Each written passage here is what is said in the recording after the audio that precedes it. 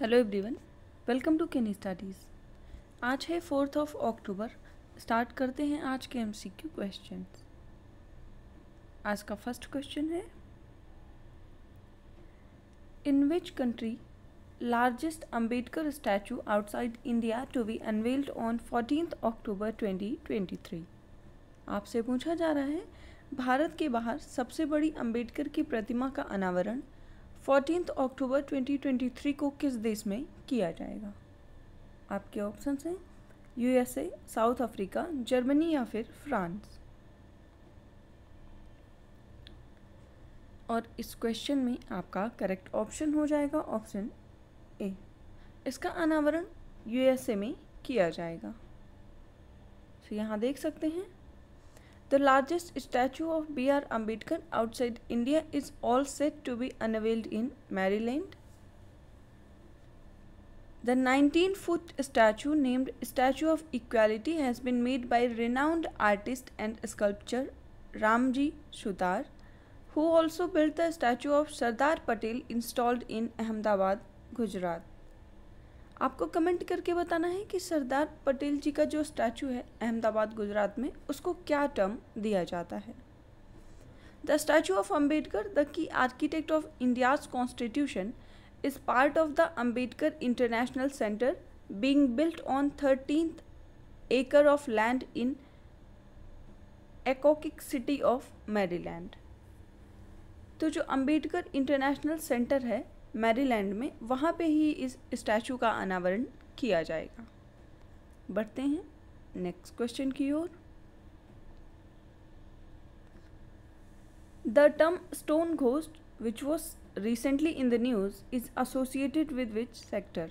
आपसे पूछा जा रहा है, स्टोन घोस्ट सब जो हाल ही में खबरों में था, किस क्षेत्र से संबंधित है। आपके ऑप्शन हैं rare earth element, intelligence data sharing network, radioactive waste या फिर नन ऑफ दीज। और इस क्वेश्चन में आपका करेक्ट ऑप्शन हो जाएगा ऑप्शन बी। ये एक इंटेलिजेंस डाटा शेयरिंग नेटवर्क है।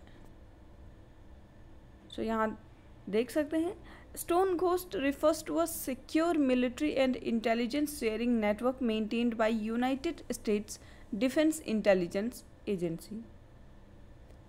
और ये जो टर्म है, it is used primarily by the Five Eyes alliance which includes the United States, United Kingdom, Australia, Canada and New Zealand. इस अलायंस की बात करें तो this alliance was originated as a post world war II cooperation between the United State and United kingdom and later expanded to include the other 3 countries.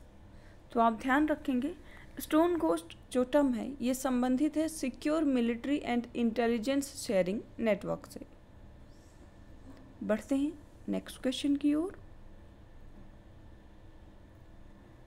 Which union territory has recently achieved 100% villages ODF plus status. आपसे पूछा जा रहा है, हाल ही में किस केंद्र शासित प्रदेश ने 100% गाँव को ODF प्लस का दर्जा प्राप्त किया है।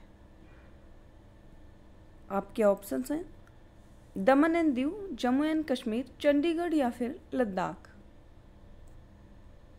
और इस क्वेश्चन में आपका करेक्ट ऑप्शन हो जाएगा ऑप्शन बी। जम्मू कश्मीर जो केंद्र शासित प्रदेश है, वहाँ के गांव ने ODF प्लस का दर्जा प्राप्त किया है। यहाँ देख सकते हैं, Prime Minister Narendra Modi has lauded Jammu and Kashmir for achieving 100% villages open defecation free plus status in the model category under Swachh Bharat Mission Gramin Phase 2. And Mr. Modi said that this is a monumental step in the journey towards a cleaner and healthier India. बढ़ते हैं next question की ओर। What is the projected GDP of India for current fiscal year as per World Bank in October 2023? आपसे पूछा जा रहा है, अक्टूबर 2023 में विश्व बैंक के अनुसार चालू वित्तीय वर्ष के लिए भारत की अनुमानित GDP क्या होगी। आपके ऑप्शंस हैं 7.2%, 6.3%, 8.2% या फिर 9.2%। और इस क्वेश्चन में आपका करेक्ट ऑप्शन हो जाएगा ऑप्शन बी, ये हो जाएगा 6.3%। सो यहाँ देख सकते हैं the World Bank has maintained its growth forecast for India in the physical year 23-24 at 6.3%। इसके साथ ही this decision comes as India continues to exhibit strong economic growth despite facing substantial external challenges, जिसमें शामिल हैं ongoing war in Ukraine, rising inflation and global supply chain disruptions। तो world bank के अनुसार जो भारत के लिए ग्रोथ फोरकास्ट की गई है वो है 6.3%। बढ़ते हैं नेक्स्ट क्वेश्चन की ओर।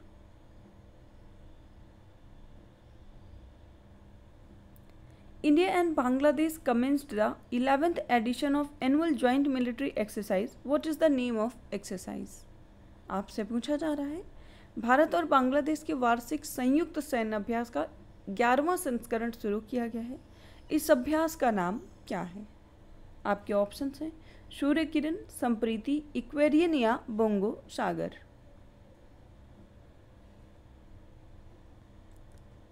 और इस क्वेश्चन में आपका करेक्ट ऑप्शन हो जाएगा ऑप्शन बी, संप्रीति एक्सरसाइज जो है वो भारत और बांग्लादेश के मध्य की जाती है। इसी तरह सूर्य किरण की बात करें तो ये इंडिया और नेपाल के मध्य आयोजित की जाती है। फिर इक्वेरियन इंडिया और मालदीव्स के मध्य आयोजित की जाती है। आपको कमेंट करके बताना है कि बोंगो सागर युद्ध अभ्यास किन दो देशों के मध्य आयोजित किया जाता है। तो यहाँ देख सकते हैं India and Bangladesh commenced the 11th edition of annual joint military exercise Sampriti on 3rd October 2023 in Umroi, Meghalaya. Sampriti 11 की बात करें तो it is scheduled for 14 days and will engage approximately 350 personnel from both sides. The exercise underscores the importance of enhancing interoperability between two armies, sharing tactical drills and promoting best practices. तो आप ध्यान रखेंगे exercise Sampriti का ये 11th addition है। इसका आयोजन मेघालय में किया जा रहा है और ये भारत और बांग्लादेश के मध्य आयोजित की जाती है। बढ़ते हैं नेक्स्ट क्वेश्चन की ओर।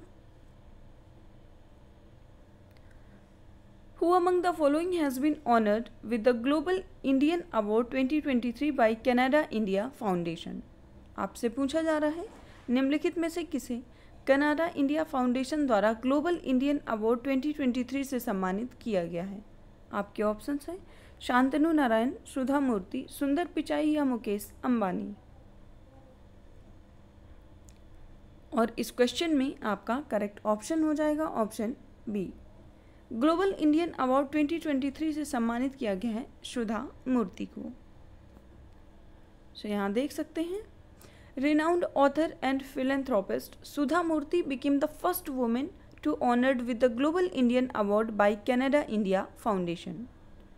And the Global Indian Award worth $50,000 is given annually to prominent Indians who have excelled in their respective fields. And she was conferred by the Canada India Foundation at the Toronto Gala event where she was accomplished by the parents of her son-in-law and British PM Rishi Sunak to the event. तो global India award पाने वाली ये भारत की पहली महिला है, इसलिए आप ध्यान रखेंगे। बढ़ते हैं नेक्स्ट क्वेश्चन की ओर। What is the theme of world habitat day 2023? आपसे पूछा जा रहा है विश्व पर्यावास दिवस 2023 का विषय क्या है? आपके ऑप्शंस हैं shelter is my right, resilient urban economies, cities as drivers of growth and recovery, cities pillars of urban economies या फिर ग्रो सिटीज ग्रो सोसाइटी। आपसे विश्व पर्यावास दिवस जो होता है उसका विषय पूछा जा रहा है, वर्ल्ड हैबिटेट डे। और इस क्वेश्चन में आपका करेक्ट ऑप्शन हो जाएगा ऑप्शन बी। इस वर्ष की थीम है resilient urban economy cities as drivers of growth and recovery. यहाँ आप देख सकते हैं World Habitat Day 2023 was observed on 2nd October and it is celebrated on the first Monday of October every year. तो इसकी कोई fix date नहीं होती है, पर इस वर्ष ये 2nd of October को सेलिब्रेट किया गया है. In 1985, United Nations designated the first Monday of October as the World Habitat Day. And the day was first celebrated in 1986 in Nairobi, Kenya. And the theme was Shelter is my right. इस वर्ष की theme देखें तो इस वर्ष की theme है Resilient Urban Economies, Cities as Drivers of Growth and Recovery. And this year, the host country for the global observance is Azerbaijan. तो आप ध्यान रखेंगे, world habitat day first Monday of October को सेलिब्रेट किया जाता है. पहली बार सेलिब्रेट किया गया था 1986 में. आज के करंट अफेयर सेशन में इतना ही. Thank you for watching. Do like, share and subscribe.